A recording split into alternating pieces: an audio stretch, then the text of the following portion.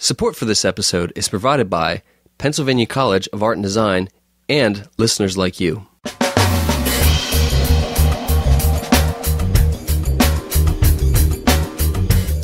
Welcome to the Lancast. I'm David Moulton.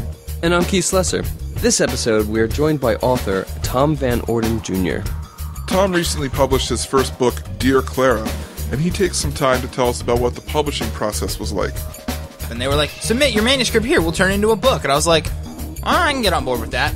So I sent it, and they gave me like all the stuff, and they were like, yeah, this is what it'll look like. They sent me a proof copy. They're like, this is it. Like, you are actually going to be able to publish this book. And I was like, well, crap. I guess I'm publishing the book.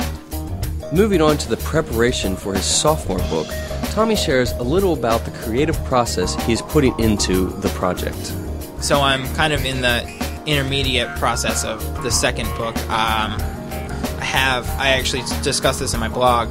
Every time I say, I'm working on my second book, everybody's like, well, what's it about? And I'm like, I'm still conceptualizing it, like, working it out in my brain. Enjoy the conversation. Well, Tommy, welcome back to the Lancast. Thank you. It's been a while. Yeah. Last time we had you on, you were here for Common Geek stuff, which I don't believe you're a part of anymore, right? I don't even know what that is. You don't even know what it is? No, that's mean. I kind of fell out of love with that project after everybody fell out of love with that project. But it's okay, because you've moved on. I never heard of the project. Yeah, so. well, yeah. Well, this was before your time, I guess son. perhaps it was better to have loved and lost than never to have loved at all. Yeah, we're better off. Yeah. Because that podcast, that Common Geek podcast, that was a thing. It happened. It happened. I was there. Yeah. I know two of us were there. I know the guys, right, that were there. Yeah. So it was real. And I got to be honest with you, I never would have thought that you guys must have been really dry for guests at the time, because I never would have thought that anything we did warranted being on a podcast. Like, at all. Robert was convincing. He apparently was. I don't... Because I went back and actually listened to that maybe 2-3 weeks ago. Like, in preparation for my being here, I wanted to, relive the old times. The good days. And then you were like, whoa, why am I going back? The thing I noticed about it the most is that my voice is so much higher pitched, and that was like 2 years ago. Puberty hits you hard. Apparently. When you're 23 years old. But yeah, I went back and I listened to that, and we didn't really... There was no substance. Like, that was essentially like just a guys' night podcast. That's really what that was. We just sat down and we just BS'd for an hour. Yeah, pretty much. I mean, it was enjoyable, don't get me wrong, but that's really all it was we pretended to talk about things that we were doing, and then we BS'd for the rest of it. Speaking of things we're doing... Are we doing stuff? We are doing stuff. I'm not. Well... Why are you on the show? I did out. He doesn't know again. Out now. In 2 years' time, he's going to be like, I've been on here twice, and I don't know why. I don't even know why. Okay, so anyway, so you wrote a book. I did? You moved on from Common Geek, and you set your goals for writing. I'm really glad I have you guys here to tell me this, because I forgot. You wrote Dear Clara. That's the book that you wrote. Yeah, I did. Okay, so... when we were doing the photos, I actually was reading it, and I was like, oh my god, I wrote that. This is the first time I've read this. That's only half true. I'm notorious for not editing, at all. So this was the first project that I was like, well, I guess if I'm going to publish a book, I should probably go back and edit it. Because I don't really have, I'm a broke college kid. I don't have money to send away to a real editor. Like, I don't have any friends that are good at editing. So I was like, well, if I really want to appeal to the masses, I guess it should at least be some semblance of proper grammar. And I went through and I edited it, and I was really happy with the edit. So that's when it got pushed to publishing. By complete happenstance, I was on the website for doing the publishing, and I just kind of did it. Like that's how it happened. They were like, submit your manuscript here, we'll turn it into a book. And I was like, I can get on board with that. So I sent it, and they gave me like all the stuff, and they were like, yeah, this is what it'll look like. They sent me a proof copy. They're like, this is it. Like, you are actually going to be able to publish this book. And I was like, well, crap. I guess I'm publishing the book. So I did that. And then literally a week later, my girlfriend calls me, and she's like, there's a huge mistake in this book. I was like, what? She goes, there was a huge mistake. Because the first draft of it, the main character, Dave, was a game designer, but I felt that with the mushiness of the story, it wasn't like a relatable character to the type of target audience that I wanted. So I changed him to a writer because, write what you know, and I know about being a writer. So I had left a reference to his game design in the book. A week after publishing, nobody said a word to me about it until she did. So I had to go edit it and re-upload my manuscript to the publishing website. And as far as I'm aware, she has the only copy that has that reference in it. Wow. Wow. Well, let's take a step back and talk about how you got to the point where you had a finished book, or you got to the website to publish it, because obviously that's not an easy task to go from nothing to something of substance. Well, it's actually interesting that you would say that, because I don't know who said that it wasn't easy, because maybe it's just because it's short, 140 pages, but I did it in a weekend. Really? You wrote the whole book from in a start to weekend? finish? Yeah, in a weekend. Well, to be fair, I conceptualize. It's basically, this book represents a year of my life. That's how long the idea into writing, into drafts, into all of that nonsense. That was a year of my life. I actually physically wrote it over Memorial Day weekend. I was camping with my family. I wasn't feeling really. I just told myself, okay, I have 4 days off from work. I'm going to sit down. I'm going to put as many words into this book as I possibly can. I had maybe 10 pages before that, and I just kept writing and kept writing and kept writing. And as I've heard people say, that it's the same way that people read it, where it's just you open it up once and then you're done. So I kind of took those 10 pages and then was done. And I kind of through this whole thing, a lot of people have been saying really good things about it, but I feel kind of guilty because it was so easy. I feel bad saying that, because I know I should be sitting here telling you guys, oh my God, writing a book is so much hard work. Don't ever do it. But it was just natural. It just happened. But really, Keith, don't ever do it. Yeah, you have to sit down and crushed talk. my dreams. You got to sit down and talk to the Lancast, promote it. That's the part where I'm really failing hard. Is promoting. Because you don't talk. I mean, right now in this instant, talking to us right now, you're failing. Well, no, by being here. Because I was giving you a C plus maybe. Well, It wasn't quite a. You were a pass, but barely. Well, okay, you're not going to be top of the class. And, what I mean was, when I published it, I had an initial push. I sold 80 copies maybe to. So far, my sales, I have about 90 maybe. Mm-hmm. I sold 75 of those to my coworkers at work by going around and being like, "Hey, I wrote a book. You want to buy one?" And they were like, "Heck yeah!" And I was like, "Okay." And so I ordered a whole bunch of books and I sold them to them and I made money off of it, and that was great. Since then, nothing. I maybe sold. You need more coworkers. Yeah, they need to keep hiring new people. You need to get a new job. You need to get a new job. Gain a whole new level of coworkers. Yeah.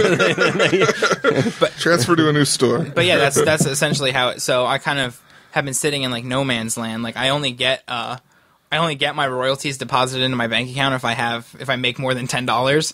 I've been below that line every month. So luckily, this past one was the one that I reached. I went past it with maybe $11 made on the book. So that's kind of when I was like, well, and part of it was that I feel guilty.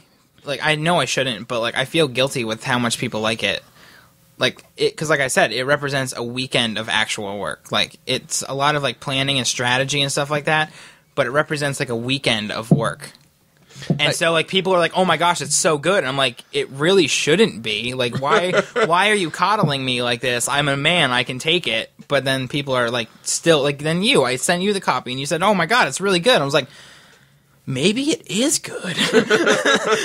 I should probably read this. Yeah, I liked it, but we'll get into that later. Keith, it seemed like you had a question there.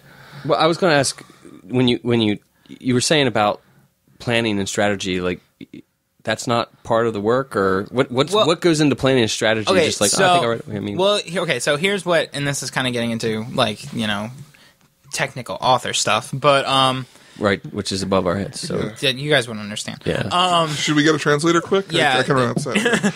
But no, I guess it's not. To me, it wasn't work. Like the planning and like the. Oh man, this is what I want my story to be. Like that wasn't work. That was like that. At the point that I was doing it, it was like pipe dreaming. It was like, man, it'd be really cool to write a book like this someday. Like let's do it. I'm gonna do it someday. And then going from that, I like from the planning, like, hey, this is my main character. This is what happens to him in life. Like, this is why he's relatable. You know, this is his family. This is blah blah blah. Going from that point to sitting down and actually doing the typing was like it was like black and white. It was completely different. Mm-hmm. Like I always come up with good stories. Like I always sit down and go like, man, what would make a great story? And then I like brain it out in my head and I'm like, okay, so this is a good idea. And then once I go to like, all right, well, I'm going to write this. I'm going to turn this into a book. I'll sit down. I'll write maybe 3,000, 4,000, 5,000 words. And then I'll just be like, well, screw this. I'm done. Because I'll run it out. It'll run its course. And actually, I saw a talk Stephen King did at some university. I don't know, but I was obsessed with talks. I found the TED Talks channel. Have you ever seen that on YouTube? Yeah. Yeah, so I found that. And then that led me on literally 2 days. All of my YouTube content that I consumed was talks. Not just TED Talks, though, because the Stephen King one wasn't a TED Talk. Like, I saw like an Adam Savage TED Talk. The one that got me started was David Blaine. He did a TED Talk about how he held his breath for 17 minutes. I don't know. But Stephen King in this talk said that he doesn't keep a journal because what he does is what I do. Is he like gets an idea and then he writes it until he hates it and then he just kind of like, well, I guess that wasn't very good and throws it away. So I actually spent with my profits for my book, spent 30 of them on a nice leather-bound journal from Barnes & Noble that is currently sitting on my desk with maybe a page of writing in it. So I'm not like the reason that it's not work, I guess this is the long drawn out answer to the question is the reason that it's not work is because it's all mental. Like everything I do for planning and strategy, like for writing the book, is all in my head. Nothing is ever written down. And then actually writing is the work. Because I'm still a kid at heart. I have attention deficit disorder somewhere, so there's always things swirling around in there. So thinking about stuff is never work. It's always entertainment. Well, let's talk a little bit about what the book is about. If you had to give a synopsis, I'm going to just talk a little bit about it for those who haven't seen it. It's not written like a normal book. It's called Dear Clara, and it is a letter, and that really surprised me. The whole book, it doesn't have any chapters. You sit down, and that's one of the reasons I couldn't put it down, is because it's literally 170, 140. Couldn't put it down because you weren't So sure. 140-page letter. I couldn't put it down because it was glued to my hands. Tommy was like, don't put this down. Don't put this And down. I was You're like, please, no. God, I can't. I need to sleep. The fate of the universe depends on you finishing this book. My butt itches. I can't even. Do it with your nose. No, but it really is. It's written like a letter, which is kind of, it's different. It's not something that is contemporarily seen. There's actually a reason for that it's written like a letter, is that there was a conversation in my creative writing class, my creative writing 2 class at Hack, that we were talking about perspective, first person, third person, past, present. And somebody asked, well, what is second person? And the professor was like, well, second person is like how instructional manuals are written and stuff like that. Like, you did this, or you do this. Like, it's referring to you. So I said to myself, well, how do you put that into fiction? Like, what is the best way to do that in fiction? And I was like, a letter. So that's how I did. That's exactly what it was. This was an experiment to see if I could write a book in second person. Huh. That is exactly why it's a letter. Huh. Well, we're going to get into the synopsis, but first let's take our break, and when we come back, we'll have more with Tommy.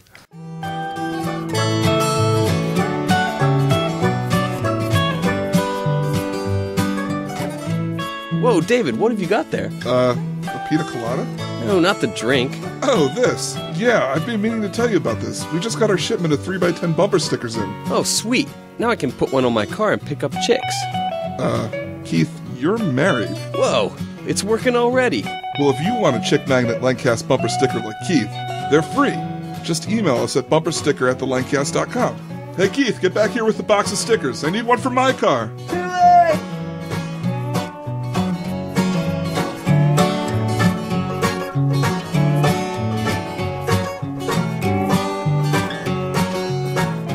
And we're back with Tommy Van Orden. So we're talking about Dear Clara, the book you wrote. Can you tell us a little bit what that's about? I can try my best. I don't know. I didn't read it. but so it's a letter that see, the problem is I can't I hate synopsizing it because I'm afraid I'm going to give something important away. I don't know what's technically spoilers in this or not, but whatever. So it's a book. It's a letter that a guy is writing to his fiancée who died in a car accident. And it's basically him telling her about how it affected him and how he moved on from there. Like, so it's in a style that it's to be, like, you know, at the conclusion of his life, that's like, you know, he's putting it on her grave to be like, hey, I'm okay. You know, that's maybe, obviously she can't, like, get it, but he's assuming that because, you know, they were connected so closely that she knows what he's saying and that's it. He just wants to put it out for himself on paper. That's really what it's about, is about, you know, getting over sad stuff. I'm suddenly depressed. I'm sorry that somebody actually said that to me, and they were like the first person that ever really said anything to me about it after they finished, they walked up to me and they go, how dare you make me sad? So what was the inspiration for this book? Like, how do you write something like this without it not having happened to you? I honestly, I don't know. I'm a sympathetic person, I guess. Empathetic, I forget the difference. But I'm just a writer. Copacetic. I don't know. Calisthenic, sympathetic. I don't know. That's what I got dictionaries for. No, but I really couldn't tell you, to be honest. It was like part of it was like just going into a serious relationship with, you know, my now girlfriend, and thinking to myself, like, you know, there are people out there that have this same thing that I have, but then they lose it.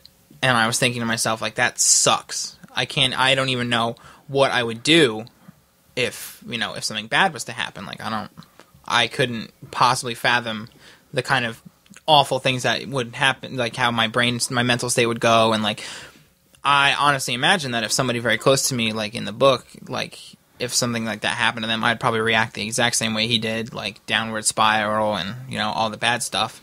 So I just it was kind of like a study in my own brain. Like, this letter is essentially like how I feel like I would react in the short term and long term to something bad happening to somebody really close to me. So it wasn't so much that it, you know, it's not so much that it didn't happen to me. Like, everybody's experienced loss. Everybody knows, like, what that's like. So it was just kind of taking that from the level that I had experienced it with, like, you know, breakups and family members dying and, like, stuff like that, and then taking that and kind of guessing the rest. Like, looking in myself and being like, you know, tragedy sucks. It's messed up. Like, it's a horrible thing to happen, and people can react negatively or they can react positively. And looking at myself, I would definitely react negatively before anything positive came out of it.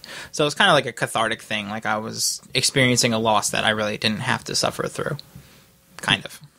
Did it depress you, having written it? I had some moments, like, when I was conceptualizing the idea, that I was like, I don't know, this is really dark. Like, I don't want to like feel like upset about writing this. Like, I don't want to be like the first, you know, 50 or so pages, like, they're a wreck. Like, I wrote them and I was like, this is something that I would never want to happen to me, like, ever, because of how, like, just catastrophic it was that it affected him, and, like, how bad his spiral was and stuff like that. And I kind of, you know, like I said, it was me kind of a study of myself. I kind of stepped back and I was like, hey, you know, for future, if something happens, like, don't do this. Don't become this guy. So, it did. It had its moments where it really affected me, but not, you know, in any, like, majorly extreme way. I had the idea for the climax of the story before almost anything else, because there's a song quoted on the quote page after the dedication. It's a song by Blink-182 called "Ghosts on the Dance Floor," and since part of it is her ghost, being in his life, I wanted to take that song the song affected me the first time I heard it. I just sat there, I was like, wow, that actually means something. That's real. And I, in my brain, listened to the lyrics, and I created this scenario with this ghost on the dance floor. A guy seeing somebody he loves as a ghost out at a party or at a club or something like that, out on the dance floor, and he sees her through a crowd of people, and then he, goes up to her and tries to follow her, and then that's it. That's where it's at. So, yeah.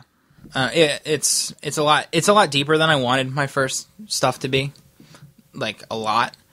Because I'm a big Stephen King, Michael Crichton, Dan Brown. They're my favorite writers. Between the three of them are my favorite writers. And they write serious stuff, but it's science fiction, fantasy, horror, serious stuff. It's not life stuff. So for my first book to be a life study kind of made me feel a little antsy about it. It's surprising how true I felt the feelings in the book. It just felt, when I finished, I was like, man, this is so weird, because I know that you hadn't experienced that the exact thing that happened, and I was like, it's exactly the stuff when I was in a relationship or engaged, the kind of emotions that I thought that I would feel when imagining the loss of the person. That's why the book is dedicated to her, because just having the relationship that we had, for the first year, where we were tee hee hee, being young and kind of like me and Keith. Yeah, you got having that same cute giggly relationship that you guys have, and then kind of coming into, he doesn't buy me drinks anymore though. Jerk. and then coming into okay, well, this could be something more long lasting, something more serious than that, and then all at once those feelings kind of come up. You're like, well, shit, if I'm with this person, something bad might happen, and then my whole life is an absolute disaster. Maybe that's just the negative person in me. I don't know. I feel, my opinion is that everybody has a negative side. Whether they want to or not, there's a part in your brain that thinks about the negative all the time. So, there's that part of me that's always well, something bad could happen. That's why I hate flying, I think. Because mine's more prominent than I see in most people. I was able to read this book prior to our interview, and this is, I just kind of want to go through. I think I might read it post-interview. Not if I have anything to say about it. Whoa. I burned all the copies. I stole this one. That's my mom's. Shut up. So, let me kind of just go through my mindset, because I did read it in one sitting, and it didn't take me very long. I sat down with this book, and I thought, it's a freshman endeavor, and by a young writer, I was I don't know what I'm going to expect. I'm going to sit down, and I'm going to be okay, this is interesting, and it was good, but it was the first attempt. And I sat down, and the first couple pages, I kind of retained that attitude of just waiting for myself to get bored, kind of thing. The next thing you know, I'm fully invested. I'm loving this, and I'm reading it. I'm caring about the characters, and I'm at the same time. There's one specific character that I was I know where this is going. I know where this is going, and I was I'm going to hate him for doing what I know is going to happen here. And then you didn't do it, and I was oh my gosh, you didn't do it. How did he escape from that's just where I would have taken the character if I was writing this myself. So I get to the end of this book. You're a much darker person than he is. What's that? Actually, in the first draft, that happened. Really? Yeah. But I was this is depressing enough as it is. We don't need that. Yeah. Right. One is enough. Yeah. So okay, so I get to the end of the book, and I am not one to cry while reading. Movies, yes. But when reading, I'm just kind of oh, that was sad. That was okay. This isn't the type of book that I would read. I sit down and read. It's probably a Dune book, 90% chance. It's a Frank Herbert. It's a Frank Herbert book, or Harry Potter or something. It's a very small region of books that I read. So I get to the end of this book, and it is so deep and touching. I am literally trying to keep the tears like off of like the book, and I'm like, man, that was so great, because this book is the type of movie that I like to watch, because like I'm a fun guy and people expect me to own like comedies. I own like superhero movies and crazy depressing movies, and I love crazy depressing movies like a lot. Like my favorite films are all have like really depressing qualities to them. So I get to the end and I'm like, oh man, damn you, Tommy.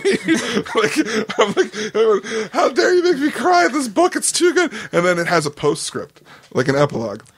That was a very genius idea on my behalf. Yeah, I see this postscript, and then I get more angry at Tommy. I'm like, why is there more? It ended on a bad note, but it was still like, it was touching enough, like that could have been it, and it would have left me like the memories of this book. So I read the postscript. 5 pages later, this fool has me crying again. And I'm like, how dare you? And then I was like, how could the book survive without this postscript? Because it gave the light ending to the book to make you not be like, oh, that was so amazing that it was sad. It gave you like a warm feeling when you're done. And so basically, anyway, go read this book, because it's awesome, and that's my endorsement for Tommy. Basically, my complete surprise of an hour and a half of reading and what I got out of it. It will forever stick out in my brain that you came to my house, you picked up the book, you messaged me on Facebook 2 hours later, and we're like, oh my god. And I was just like, geez, because everybody had been saying that. Everybody's like, I read that book in a night. I was like, is that a compliment or an insult? Like, I don't know. So the fact that you enjoyed it so thoroughly and then also read it in a night gave me, I was like, oh, okay, good. Short and sweet, to the point. But the postscript that you mentioned, the reason that it's there is, like you said, the book couldn't survive without it, because I felt as though if I was trying to write something about hope and like getting over sad stuff, I can't just end it like the way that I ended it. Like, it can't be that depressing. It can't be, because it's supposed to be hopeful. It's supposed to be about hope. Like, yeah, there's loss, but, it gets better. And then when it went the direction that it did, I kept thinking to myself, I was like, well, there's got to be something else here. Like, there has to be something else. And there was. And you found it. And I found it. And that postscript, I spent more time on that postscript than I spent on the entire rest of the book. That did not come in until the second draft. Wow. Yeah. And I because like I said, I wrote the meat of the book in a weekend, and that I spent like 3 days like making sure it was absolutely what I wanted it to be, word for word. Well, I liked it. Keith will like it once I glue it to his hands like you glued it to mine. That was the other message that I got on Facebook. It's like, I am now going to go force this on everybody that I know. I was like, oh, okay. I'm already a fan of Dune now because of him. It's true. Well, look for my second one. It's a sequel called Dear Clara Again. Dear Clara on Dune. Dear Clara Dune. Dear Clara 2, Dearer. The third one's Dearest. And the third one is Clara Rises Again. Dear Clara 3, Clara Rises. Dear Clara 4, Live Free, or Dear Clara. I went to the Die Hard school of sequel naming. Okay, so you got your first book done in a weekend. What's up? You make it sound bad when you say it like that. So you crapped this out. So you crapped this out, and apparently it sucked enough that David cried. I was like, it's so bad. Why did he make me do this? So what's next on the horizon? The next on the horizon is I started a Kickstarter campaign to go to space. That's not true. I wish it was. I would do it. I'd donate. But what do I get? Nothing. You don't get to come with me or anything. My mom says that going to space is unrealistic. They stopped sending the monkeys. But my next horizon... That was a joke that I stole, by the way. From Despicable Me. Yeah. Freaking fantastic movie. What? It is a great Okay, movie. so... You never saw Despicable Me? Yeah, you trusted me enough to read this book, right? Watch Despicable Me. I have it. Watch it. It's the best movie ever. All right, I'll watch this movie. So Horizons for Tommy. I'm actually in the braining process of my second book. So I actually am blogging the whole thing. I posted my first blog about it last Friday.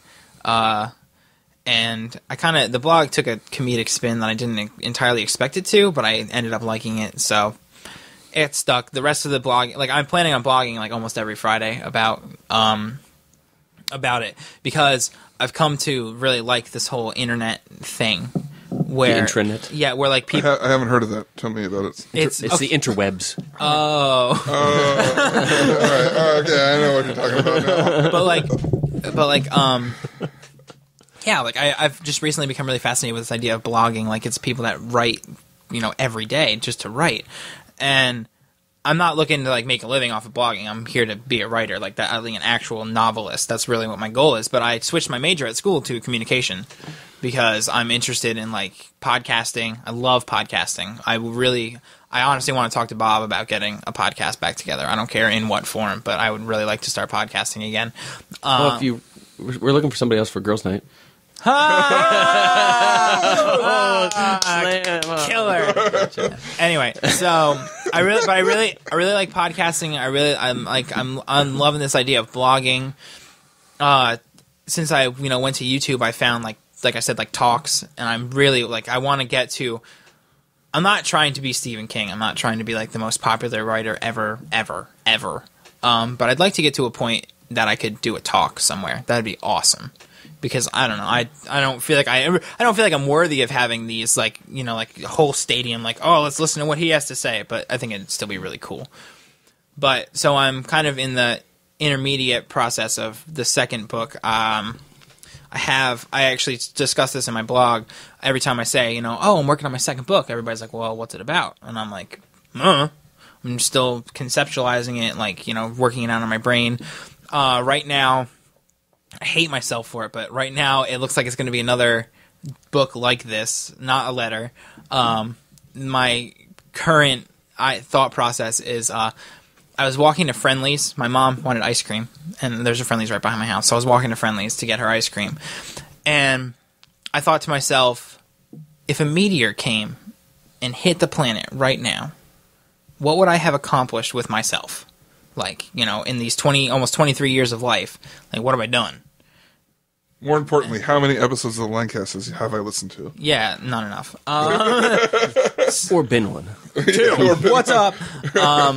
But, so I was thinking about that. I was like, well, what is life? Like, if this meteor comes and kills all of us, like, what have I done? And then I kind of realized that they say that, your 40s, like your midlife is when you have your crisis, and like you're like, oh my god, I've done nothing with my life, like nothing. But I still feel like the quarter life crisis is very much a thing. Like I look back on my high school years, my early college years, and I think to myself, why didn't I do some of these things that I didn't do?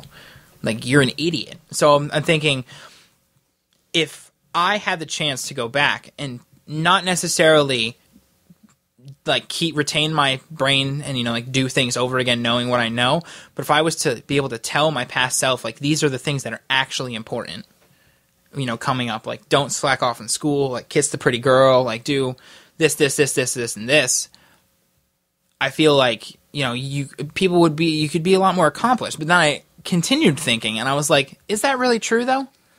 Like they always say, oh, if I only knew then what I know now, life would be different. But I kind of don't think that it would be.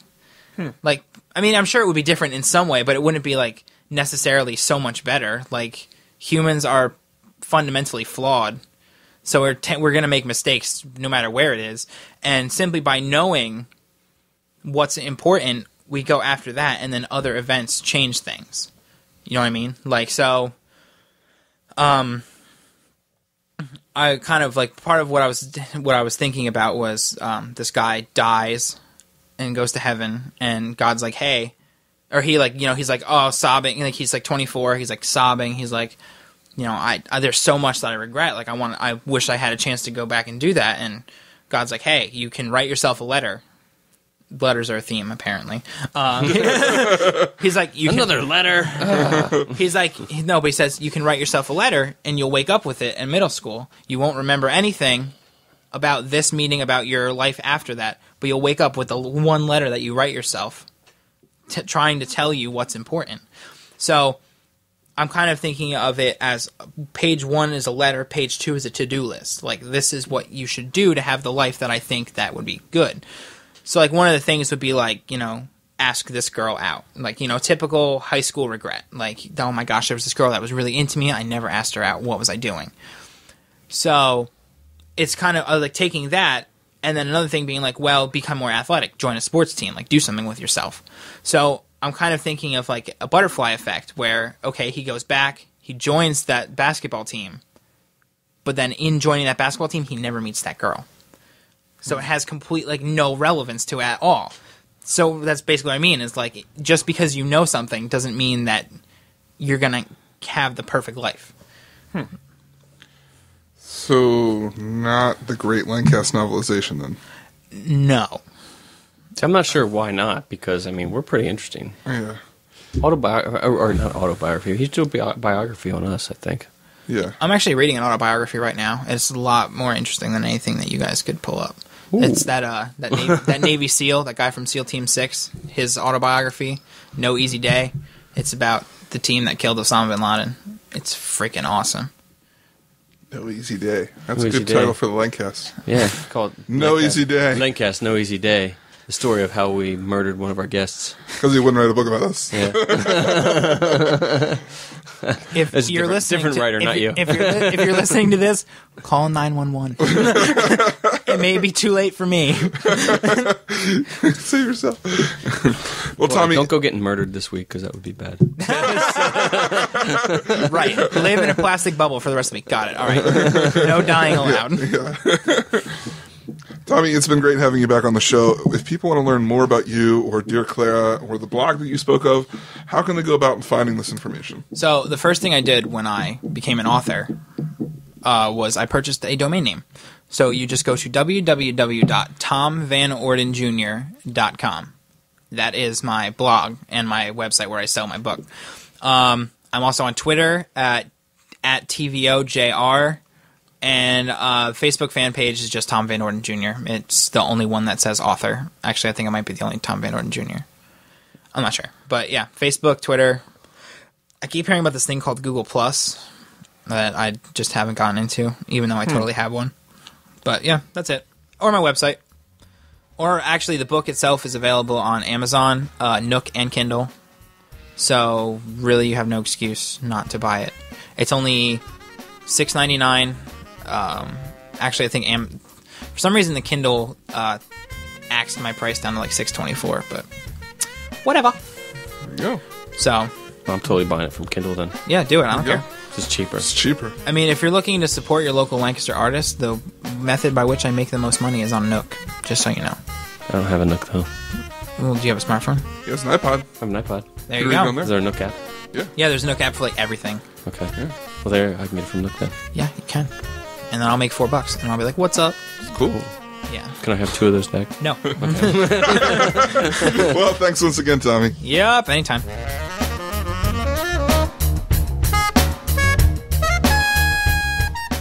We hope you've been enjoying the Lancast. This episode was produced by myself, David Moulton, with show notes by Keith and Lawrence Lesser.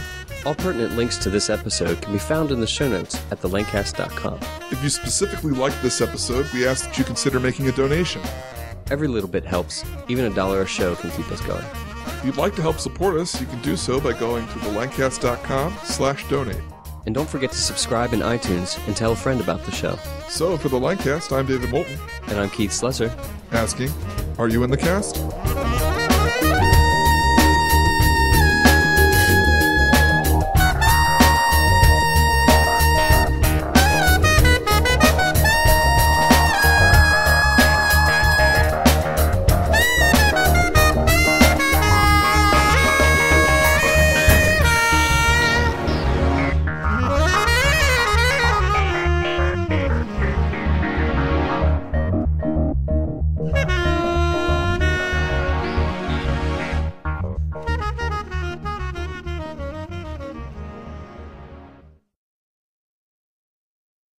Ladies and gentlemen, the Lancast, a study in how to really piss me